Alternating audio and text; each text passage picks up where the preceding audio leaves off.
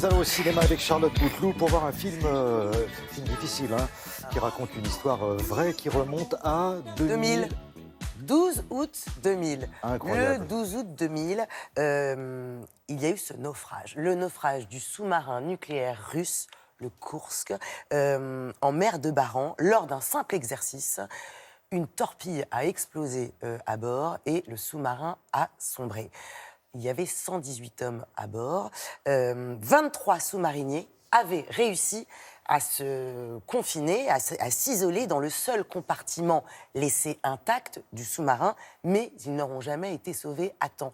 Je dis à temps parce que l'armée russe, à l'époque, n'avait pas le matériel adéquat, ne disposait pas de submersibles capables de réaliser ce sauvetage.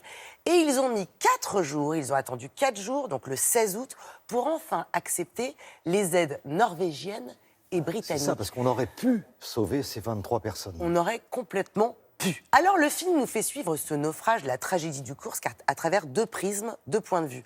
Tout d'abord, la lente agonie de ces 23 sous-mariniers dans des conditions absolument épouvantables, qui attendent qu'on vienne les chercher. En fait, on ne vient pas les chercher. Qui entendent. Oui, parce qu'ils ont essayé plusieurs fois et ça n'a pas marché. Et puis de l'autre, la détresse des proches qui ont tout de suite voulu alerter l'opinion publique et les médias. Mais en fait, voilà, il semblerait que ce soit par fierté nationale que l'armée russe ait mis autant de temps à intervenir. C'est le Danois Thomas Vinterberg, qu'on connaît pour ses films très auteurs, souvent primés à Cannes, La Chasse, Festen, le génial Festen et la communauté qui réalise. C'est son premier gros film, parce que c'est un film spectaculaire, et en même temps intimiste, parce que vous êtes dans un huis clos. Toutes les scènes dans le sous-marin sont complètement hallucinantes, et on a des très bons. Alors c'est un casting très cosmopolite. On a le Britannique Colin Firth, on a la Française Léa Seydoux, on a le génial Belge Matthias Schoenaerts, vous vous souvenez de Rouillé d'os, et puis attention, on a le Suédois Max von Sydow. Nous avons rencontré Léa Seydoux et Matthias Schoenaerts.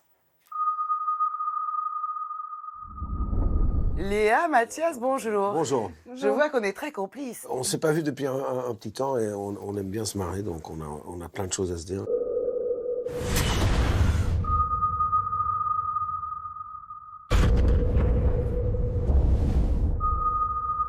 The Kursk. Something happened. Un mot sur le réalisateur Thomas Vinterberg.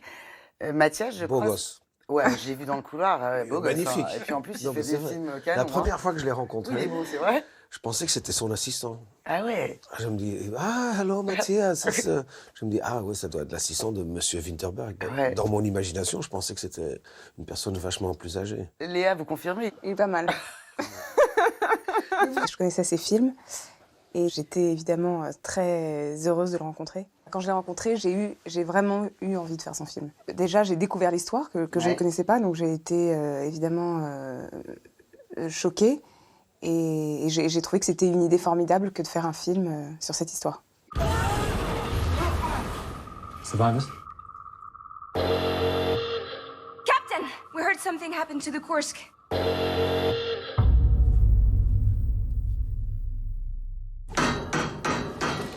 Mathias, comment vous avez appréhendé le rôle? Est-ce que vous avez rencontré des gens de la marine? Est-ce que vous avez vu des documentaires? Il y a plein de trucs à trouver sur Internet. Sur le plateau, on avait toujours des ingénieurs et des techniciens, des anciens lieutenants, même des anciens agents secrets de l'État russe, même, qui nous ont assistés. Et Thomas m'a aussi envoyé une manuel pour savoir comment un sous-marin fonctionne. Mais c'est tellement technique, il faut vraiment être un ingénieur pour comprendre quoi que ce soit. J'ai déjà mis 2 heures sur une page, je me suis dit j'abandonne. Ouais. C'était un truc de 4000 pages, je me dis c'est bon. Et physiquement aussi, ça a dû être très éprouvant. Je me suis entraîné pour aller en apnée, c'est ça? Ouais. Ça se dit comme ça? Ouais. Et à la fin, j'ai réussi de tenir le souffle pour 2 minutes et demie quand même. They will try again. But trust me, they will. We have the divers and the equipment. I implore you to accept our help. If your help is needed, we will let you know. Vous aviez dit, Léa, une fois, j'ai l'impression d'être plus libre quand je tourne en anglais. C'est quoi? C'est la langue? Il y a une moins grosse proximité avec le français? Oui, il y a une distance qui fait qu'on se sent moins jugé peut-être. Ouais. Et qu'on est tout de suite... Ailleurs? qu'on est tout de suite ailleurs, qu'on est tout de suite dans la fiction. En même temps, c'est aussi difficile dans le sens où c'est plus technique. Et Mathias, vous, ça change rien ou ça change un petit peu? En fait, ma première langue, c'est le néerlandais, donc le français, c'est déjà un voyage. Et moi, j'adore jouer dans d'autres langues, avec d'autres accents, j'adore. Moi, j'aime pas trop tourner en flamand, en fait. Merci Mathias, merci Léa et bravo, merci. Merci. Ça sort mercredi prochain. Absolument. Alors, vous savez qu'on disait course qu'en eau trouble, parce que de nombreuses théories ont circulé sur les causes exactes du naufrage. Est-ce que c'était un sous-marin américain? Bon, bref. En mars dernier, Vladimir Poutine a officiellement dit que c'était vraiment suite à l'explosion d'une torpille. Il n'y aura pas d'avant-première au Kremlin, bizarrement. Voilà, ça sort mercredi.